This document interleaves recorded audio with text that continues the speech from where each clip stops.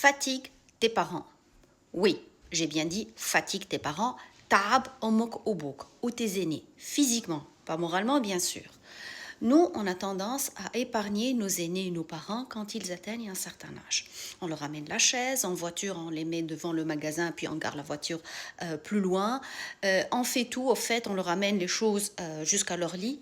Non, on va créer une fente musculaire, une sarcopénie. On va les empêcher de faire bouger des choses lourdes, de faire des déménagements.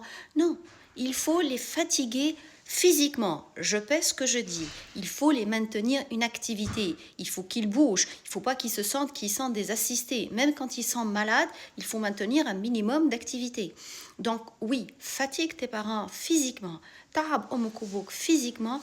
Ils vont juste te remercier après parce que ça va créer moins de dépendance.